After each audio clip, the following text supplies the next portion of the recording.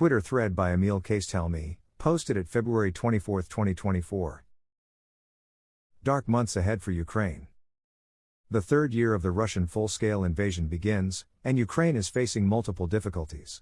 There's no room for optimism, as many problems can't be solved in the coming months. In this thread, issues, threats and the future. While Ukraine was on the offensive in 2023, Russia silently amassed significant forces. Since mid-October, Russians have been attacking on multiple fronts. At the same time, Ukraine faces both external and internal challenges. Let's start with the Ukrainian problems. Ukraine experienced unfortunate losses in 2023. The summer offensive was costly, but it didn't reach any strategic goals. After the summer, the losses were increasingly difficult to fully replace. The military leadership likely saw the incoming problems. Towards the end of 2023, public disputes regarding new mobilization laws surfaced. The military leadership and President Zelensky disagreed on how many men should be mobilized. There was a lack of urgency in decision-making, even though the manpower issue had to be solved. Ukraine is currently preparing new mobilization laws, but their enactment will take until late spring. Recruits will likely have a month or two to settle their affairs before their military service, and the training of the new soldiers will take at least 2 months. However, 2 months of military training is not much. Minimal training will result in inadequately prepared troops and unnecessary losses. Fresh troops will likely start arriving at the front around late summer, which means Russia has a window of opportunity in the spring. Ukraine's ability to influence external aid is limited, and many variables impact the long-term support, especially the upcoming US elections.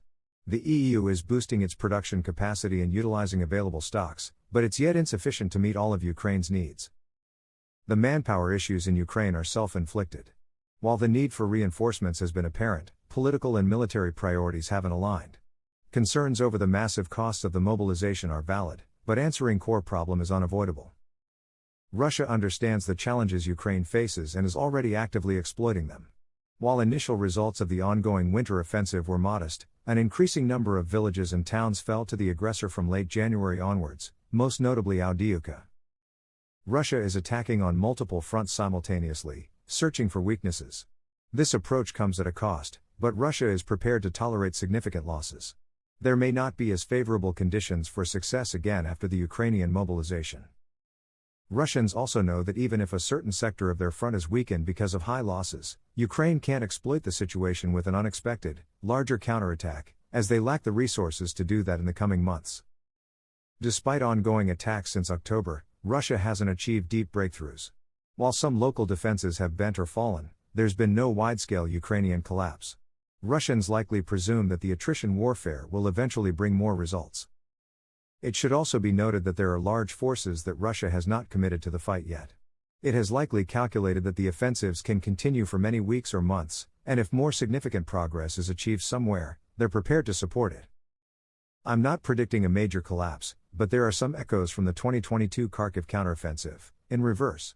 Slow response to critical issues, increased enemy capabilities and challenges with external actors create a risky situation with possible negative outcomes. This spring is about survival. Ukraine still faces existential threats, and various scenarios remain possible. Pessimism should guide policymakers, and especially all aid plans should align with worst-case scenarios.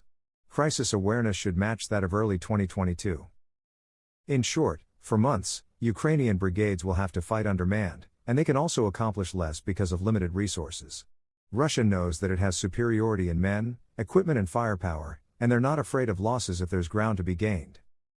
Our team at @Black_Bird Group will continue to map and analyze the war in Ukraine, both in traditional and social media. @J_Jilin and @InkVisit have great threads in preparation, follow them. Our interactive map can be found here.